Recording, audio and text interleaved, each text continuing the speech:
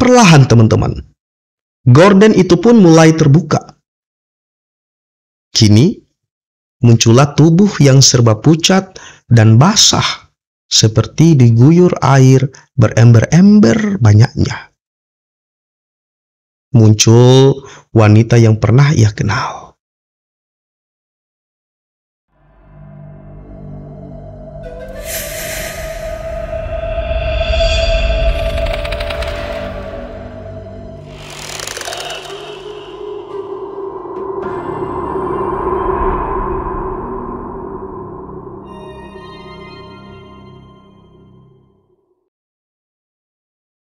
Assalamualaikum warahmatullahi wabarakatuh. Selamat datang dan selamat bertemu kembali teman-teman di Kakak Jo Channel. Semoga senantiasa kita mendapat perlindungan dari Tuhan Yang Maha Kuasa Allah Subhanahu wa Ta'ala, dilimpahkan nikmat kesehatan, kealfiatan, rahmat serta rezeki yang melimpah ruah buat kita semua. Teman-teman, kali ini Kakak Jo akan membacakan sebuah kisah tentang kisah penggali kubur yang ditulis oleh Rinaldi Wisnonoto. Dan sekarang ini masuk ke bagian keempat yang berjudul Dia Yang Telah Kau Kecewakan. Cerita ini teman-teman, di mana cerita ini sekali lagi merupakan karya dari M. Rinaldi Wisnonoto. Itu kemudian dimuat pada grup Facebook Cerita Pendek dan Cerita Bersambung. Semoga teman-teman tertarik dengan cerita karya dari M. Rinaldi ini dan kemudian bisa mengambil ibrah ataupun pelajaran sehingga bagaimana kita mengarungi hidup dan kehidupan kita, menjalani sosial kita dengan teman-teman, dengan saudara-saudara kita. Semoga apa yang nantinya bisa kita petik dalam cerita ini, hikmah-hikmahnya dapat kita terapkan dalam kehidupan sehari-hari. Dan sebelum kakak membacakan cerita oleh karya M. Rinaldi tersebut, kakak berharap semoga teman-teman sudi untuk terus mendukung pengembangan channel ini agar mampu berkembang lebih baik, lebih maju, bermanfaat, menghibur, serta memberikan edukasi buat kita semua dengan terus men-like, men-subscribe dan men-share video maupun channel Kakak Jo melalui media sosial teman-teman. Dan Kakak Jo berharap semoga teman-teman terus untuk menekan tombol lonceng supaya teman-teman dapat pemberitahuan ataupun notifikasi video-video terbaru dari Kakak Jo Channel. Langsung kita ke ceritanya teman-teman.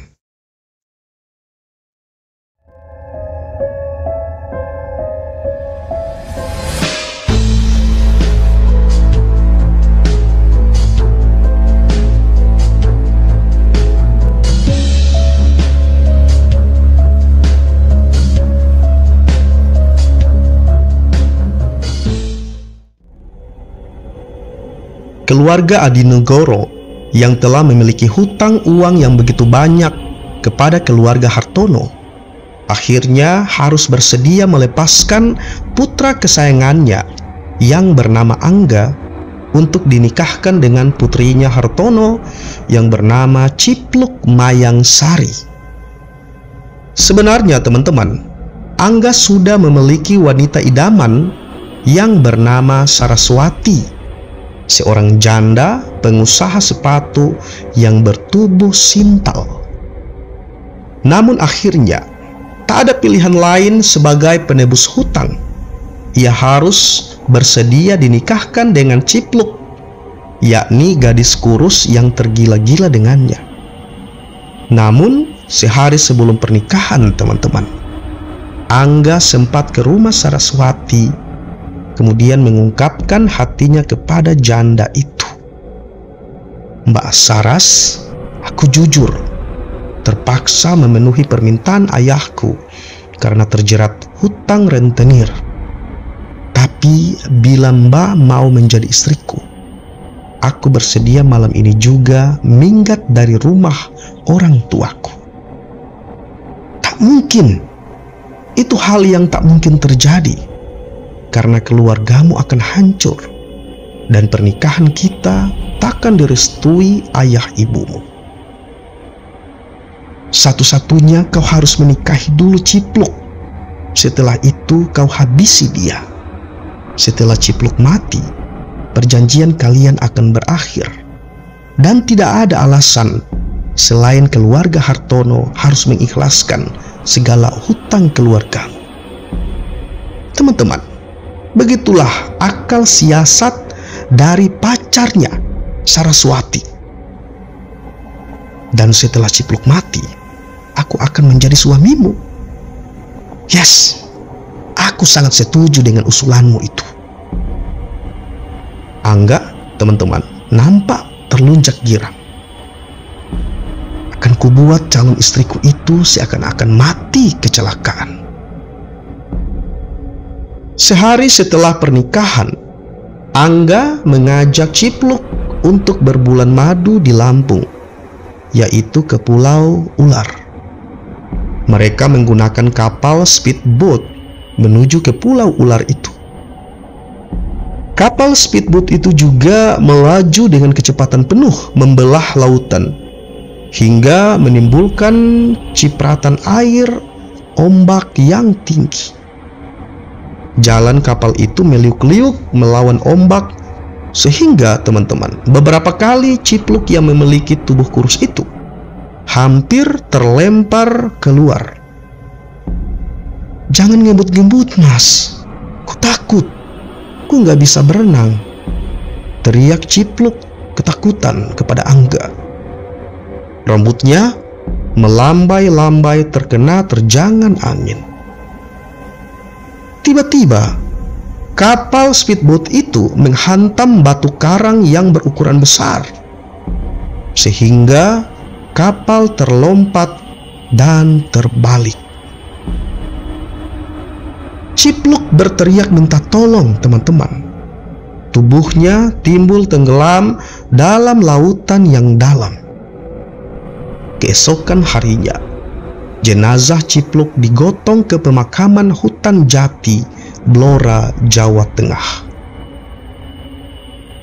Hampir 20-an orang menggotong jenazah kurus itu ke liang lahat. Sepanjang jalan, teman-teman, kerandanya mengeluarkan air dari tubuh si mayit, sehingga menimbulkan licinnya jalan yang dilalui. Hal itu kemudian menarik perhatian sang penggali kubur, yakni Ustadz Soleh. "Kenapa dengan jenazah ini kok airnya terus menetes deras?" "Anu, Pak Ustadz, ini jenazah Cipluk dari desa Sangkal Putung, putrinya si Rentenir Hartono. Dia mati tenggelam," jawab dari para pengusung jenazah itu kepada Ustadz Soleh. Innalillahi wa inna ilaihi roji'un. Inilah salah satu cara matinya orang syahid, balas dari Ustadz Soleh. "Semoga husnul khotimah ya Pak Ustadz, doakan ya," kata salah satu keluarga jenazah yang ikut mengiringi ke pemakaman. Ustadz Soleh mengangguk. Ia memiliki firasat buruk bahwa kematian gadis ini merupakan kematian dengan kategori tak wajar. Teman-teman, acara pemakaman pun dimulai dengan hikmat.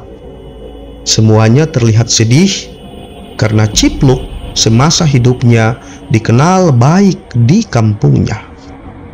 Mereka banyak menyesali cara kematian Cipluk yang tragis ini.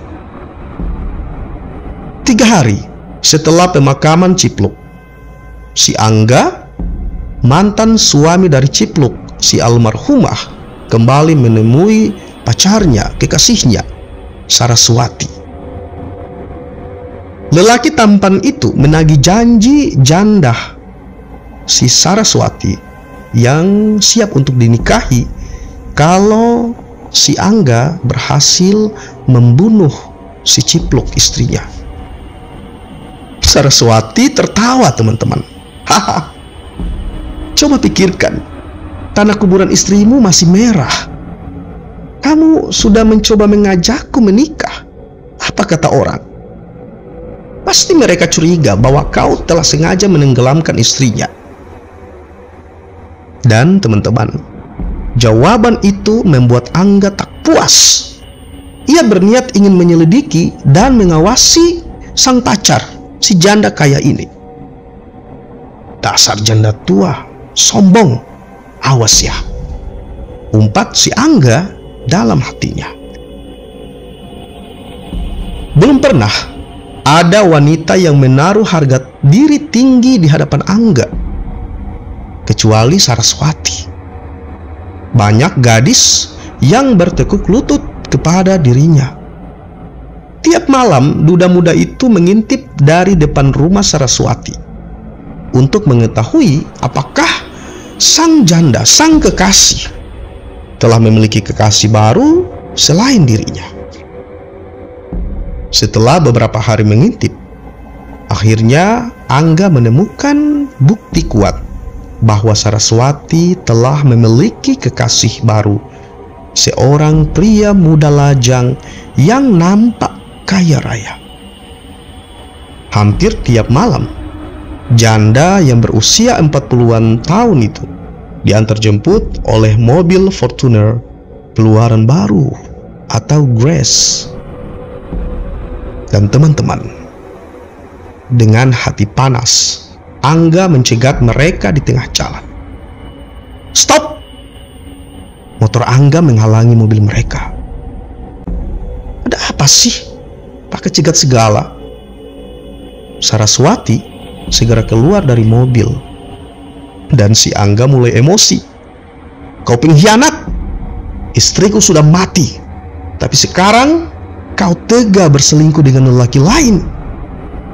Ya elah, aku pasti pilih lelaki yang punya masa depan cerah, sedangkan kamu hanya punya hutang saja. Saraswati, teman-teman, lalu kemudian kembali masuk ke dalam mobil pacar barunya itu. Angga hancur, tapi ia tetap tak mau putus asa.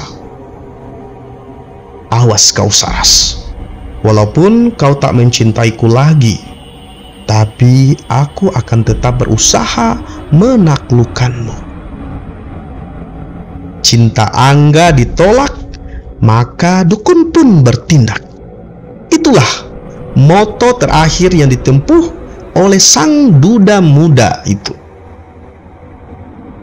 Angga segera pergi ke dukun hitam yang tinggal di balik gunung Merapi. Dukun itu bernama Mbah Slamet, dukun yang terkenal dengan ilmu santet dan peletnya. Sampai di pondok tempat Mbah Slamet, Angga segera mengutarakan maksud kedatangannya. Mata Mbah Slamet terpejam sambil membakar kemenyan. Kuda lumping manjat langit, kuda lumping jaluk darah, darah pite ireng putih, dan 3 helai tali kafan. Teman-teman, keinginan untuk darah ayam bisa dipenuhi Angga, namun tali kafan Angga tak membawanya. Bawakan tali kafan yang masih ada hubungan dekat dengan, paling lambat besok malam kemari, atau perjanjian kita batal. Ancam dari si dukun kepada Angga. Akhirnya teman-teman, Angga berangkat menuju ke makam hutan jati sekitar jam 2 malam, di mana semua penduduk sedang tidur nyenyak. Duda muda itu segera menggali kuburan istrinya yang telah ia bunuh. Bulu kuduknya mulai terasa berdiri, apalagi dari kejauhan terdengar lolongan para anjing dari dalam hutan jati. Namun, karena tekad yang kuat untuk bisa menaklukkan hati sang janda tua nan cantik itu, teman-teman, ia nekat menggali kuburan istrinya yang masih baru. Tak berselang lama, akhirnya Angga mendapatkan tali kafan milik istrinya. Lalu kemudian ia bawa ke dukun Mbah Slamet Mbah Slamet teman-teman segera menaiki kuda atau jaran lumping mengelilingi ruangan semedi sambil mengucap jumpa jampi, kemudian membakar tali kafan itu ke dalam api kemenyan. Setelah itu, abu dimasukkan ke dalam botol berisi air. Sebarkan ke halaman janda itu, dan kuajarkan bacaan Aji Semar Mesem ini padamu. Lalu teman-teman, dukun itu memberikan kertas berisi doa ajian Semar Mesem kepada Angga untuk kemudian Angga hafal. Malam di kuburan hutan jati kembali mencekam. Saat itu teman-teman, bulan sabit sedang menghias langit. Tidak seperti biasa. Keadaan selalu sepi dan hanya sesekali terdengar jangkrik dan salakan anjing. Namun kali ini lolongan anjing tak habis-habisnya terus saling bersahutan. Ustadz Soleh yang sedang berzikir di atas sajadah merasakan bakal kedatangan makhluk gaib yang tak kasat mata. Ustadz Soleh sudah biasa dalam menghadapi hal-hal seperti ini teman-teman. Pintu pun mulai diketuk berulang kali dari luar. Suara rintihan pilu mulai terdengar mengiring setiap ketukan pintu. Tolong Pak Ustadz, aliku ada yang mencurinya. Tubuhku dibiarkan di atas tanah. Aduh, pedih Pak Ustadz. Cepat, tolong aku. Teman-teman, akhirnya Pak Ustadz Soleh keluar dan mengikuti wanita cantik yang bertubuh kurus itu. Ustadz Soleh teringat dengan wajah sang makhluk gaib ini sebagai si mayat cipluk yang mati tenggelam tempo lalu. Wanita itu teman-teman berjalan mengapung ringan, kakinya tak menjejak tanah. Ia berjalan seolah terbang mengambang seperti kapas, menuntun Ustadz Soleh menuju ke liang lahatnya. Akhirnya Ustadz Soleh mulai menemukan kuburan almarhumah Cipluk. Liang lahat tempat kuburan Cipluk sudah terbuka lebar, dan makhluk gaib itu menunjuk ke arah ikatan kafannya yang sudah hilang. Lalu perlahan Cipluk pun menghilang. Astagfirullah, seru Ustadz Soleh ketika melihat kain kafan jenazah Cipluk terbuka. Dan terlihatlah tubuh yang sudah menghitam dan membusuk mulai mengeluarkan belatung dan cacing. Astagfirullah, keterlaluan benar orang yang melakukan ini. Teman-teman, Ustadz Soleh kembali merapatkan dan mengikat kafan pada jenazah Cipluk. Lalu kembali menguruk mayat itu ke dalam liang lahat. Si Adang, orang yang tega mengusili orang-orang yang sudah beristirahat di makamnya. Entah apa jadinya bila mereka bisa bangkit kembali ya. Gerutu Ustadz Soleh sambil menggeleng-gelengkan kepalanya. Teman-teman, sebenarnya di setiap pemakaman, hal seperti ini kadang bisa saja terjadi. Terjadi pencurian, entah papan penutup kubur, atau pengambilan tali dan kain kafan, bahkan pencokelan beberapa organ tubuh dari si mayit. Itu semua semata-mata dilakukan oleh beberapa orang untuk tujuan ilmu hitam, jimat, dan lain sebagainya. Keesokan harinya teman-teman, sekitar jam 2 malam, si Angga mulai membacakan ajian Semar Mesem sembali mengguyur keliling tanah halaman dari pacar lamanya, si janda yang cantik itu, Saraswati. Dan tak berselang lama, Saraswati takluk, kemudian bersedia dinikahi oleh duda muda Angga. Dan lelaki perkasa itu akhirnya menjadi pengusaha kaya di desa Sangkal Putung. Setelah berbulan-bulan mereka menikah, teman-teman, suatu hari Angga mendapat job di luar kota, mengirim sepatu-sepatu ke Surabaya. Tinggallah kini Saraswati sendirian di rumahnya. Baru kali ini Saraswati merasakan tinggal sendirian di rumahnya yang sangat luas itu. Jauh sebelum ia menikah lagi, para pembantunya selalu ada di rumah. Tapi semenjak Angga berkuasa, tak ada satupun pembantu yang betah tinggal dengannya di rumah mereka itu. Hari itu adalah malam Jumat. Tapi entah kenapa, teman-teman, Saraswati merasakan sesuatu yang hadir di rumahnya. Kini bulu kuduknya mulai berdiri. Saraswati lalu keluar kamar sambil menggendong kucing Persianya yang ia namakan dengan nama Rambo. Rambo mendadak mengeram marah sambil matanya liar menatap gorden yang bergoyang-goyang tertiup angin. Seakan-akan, teman-teman, makhluk itu merasakan sesuatu yang hadir di dalam rumah mereka. Suasana di luar nampak riuh oleh kencangnya tiupan angin serta halilintar. Terdengar beberapa ranting patah dan jatuh di halaman rumahnya.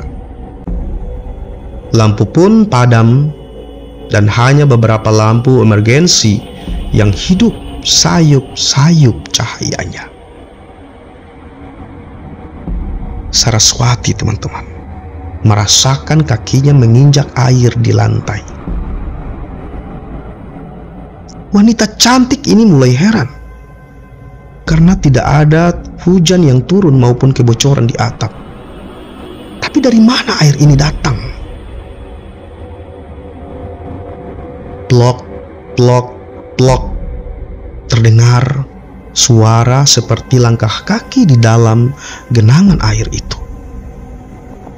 Rambo mendadak memberontak dari pelukan Saraswati dan mencakar wajah wanita itu, sehingga akhirnya kucing itu lepas dan lari meninggalkan majikannya, si Saraswati.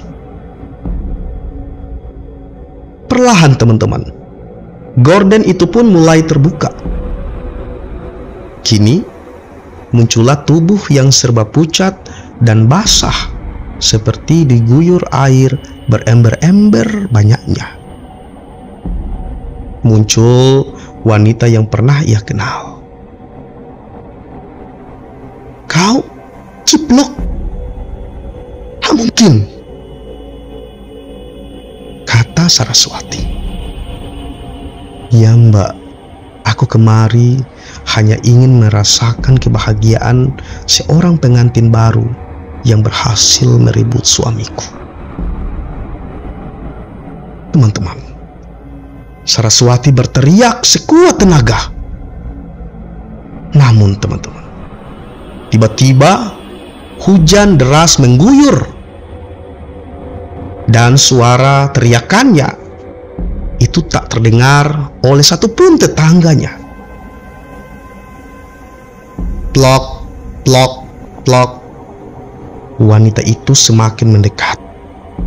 Langkahnya perlahan sambil meninggalkan jejak-jejak berair dan basah. Saraswati melompat keluar dari rumah Dan di tengah hujan yang deras, ia kemudian berlari keluar. Teman-teman, hari itu Angga pulang dari luar kota. Mobilnya menerobos derasnya air hujan. Dan tanpa disadari, seorang wanita mendadak berlari menyeberang jalan. Dan dar! Tabrakan pun tak bisa terhindarkan. Angga terkejut saat wanita yang ditabraknya rupanya istrinya yang ia sangat cintai, Saraswati. Angga segera menggotong Saraswati ke rumahnya. Namun teman-teman, nyawa istrinya itu tak bisa ditolong lagi. Angga terkejut saat melihat bayangan melintas di belakangnya. Siapa itu? Ternyata bayangan itu sudah muncul di depan wajahnya. Aku, Mas, Cipluk. Ku capek, Mas, tidur di kuburan. Ku ingin kembali lagi denganmu. Jangan dekati aku. Kau sudah mati. Pergilah. Angga berlari keluar, namun bayangan itu malah melompat di punggung Angga. Tidak, Mas. Mulai sekarang dan seterusnya, kamu harus gendong aku. Aku akan terus mengikutimu. Tapi aku capek menggendongmu terus. Dan aku malu dilihat orang. Mbah, pokoknya aku tetap ingin meluk Mas terus. Pokoknya Mas harus gendong aku sampai ajal memisahkan kita. Jawab dari makhluk yang menjelma sebagai istri lamanya yang sudah almarhumah Cipluk. Dan semenjak itu teman-teman, masyarakat sekitarnya melihat keanehan pada diri Angga. Angga selalu berjalan bungkuk, seakan menanggung berat sesuatu di punggungnya. Jalan Angga terseok-seok seperti jalannya seorang kakek-kakek tua. Selain itu, Angga selalu bicara sendiri, seakan-akan ia sedang bicara dengan sesuatu atau dengan seseorang yang ada di belakangnya. Masyarakat menganggap Angga depresi semenjak Saraswati mati kecelakaan karena ditabrak olehnya. Mereka kasihan melihat Angga yang telah menderita penyakit jiwa. Begitu yang nampak oleh mereka, teman-teman. Namun, berbeda halnya dengan Pak Ustadz Soleh, si lelaki penggali kubur yang memiliki indera keenam itu, melihat bahwa Angga bukanlah gila, tapi dia sedang diikuti oleh jin korinnya Cipluk yang menyerupai istri pertamanya itu. Dan teman-teman, bahwa setiap manusia yang lahir, Allah Subhanahu wa Ta'ala menciptakan satu jin yang memiliki wajah menyerupai kita dan segala hal yang sama dengan kita, sifat maupun karakteristiknya. Dan jin itu disebut sebagai jin pendamping atau jin korin. Jin korin itu, teman-teman, akan mengikuti kita dari lahir hingga akhir hayat manusia. Karena jin tahu persis perilaku manusia yang diikutinya, maka jin korin Cipluk memiliki sifat mirip dengan sang empunya. Saat sang empunya selesai hidup di dunia, maka jin korinlah yang tetap hidup dan bergentayangan sampai bumi kiamat. Jadi bagaimana Pak Ustadz? Apakah Angga masih bisa sembuh kembali? Teman-teman, Ustadz Soleh yang sudah mendapatkan wangsit mengenai kelakuan Angga yang telah membunuh istri lamanya, Cipluk, hanya bisa mengangkat bahu. Wallahu a'lam. Tapi biarkan saja dia seperti itu. Mungkin Tuhan sedang menghukum kelakuan masa lalunya. Demikian teman-teman, sebuah cerita yang ditulis oleh M. Rinaldi Wisnonoto, Kisah Sang Penggali Kubur, dan pada bagian 4 judulnya adalah Dia Yang Telah Kau Kecewakan.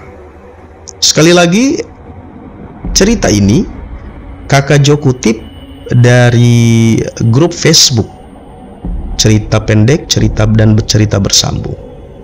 Banyak pelajaran yang terkandung dalam cerita karya M. Rinaldi ini.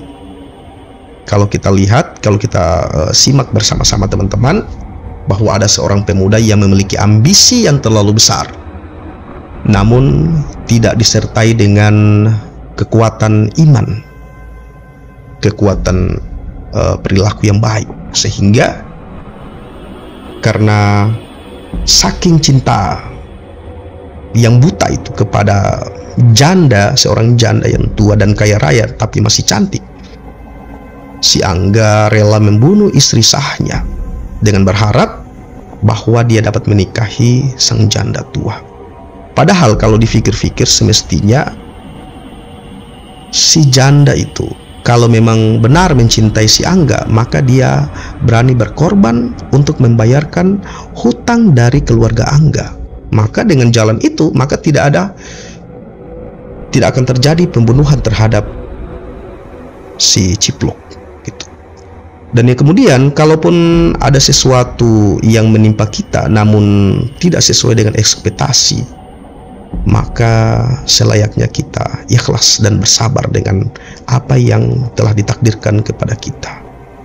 Rezeki, ajal, jodoh itu merupakan ketetapan Allah Subhanahu wa taala. Oleh karena itu, kita selayaknya untuk terus bersabar, sembari tetap berpositif thinking, berprasangka baik kepada Allah Subhanahu wa taala, bahwa apa yang telah ditakdirkan kepada kita, apa yang telah diskenariokan buat hidup kita, itulah yang terbaik bagi kita. Ada hikmah yang bisa kita petik di dalamnya, dan Allah akan memberikan ujian kepada diri kita itu sesuai dengan kadar kemampuan kita. Oleh karena itu, perlu kita untuk terus berprasangka baik sambil memohon perlindungan serta pertolongan dari Tuhan Yang Maha Kuasa, Allah Subhanahu wa taala. Dan kita bisa, dengan cerita ini kita bisa lihat bagaimana akhir kehidupan seorang yang terlalu tamak dengan dunia, maka dia akan merasakan akibat dari ketamakan itu. No happy ending. Semoga ini menjadi pelajaran buat kita semua, dan semoga teman-teman pun suka dengan cerita yang telah Kakak Jo bacakan dan bagi buat teman-teman semua, dan bersedia untuk terus mendukung pengembangan channel ini agar mampu berkembang lebih baik, menghibur, bermanfaat, serta mengedukasi, dengan terus menekan tombol like, subscribe, dan share video maupun channel Kakak Jo melalui media sosial teman-teman, dan bersedia pula untuk menekan tombol lonceng sehingga teman-teman mendapatkan notifikasi pemberitahuan video-video terbaru dari channel Kakak Jo.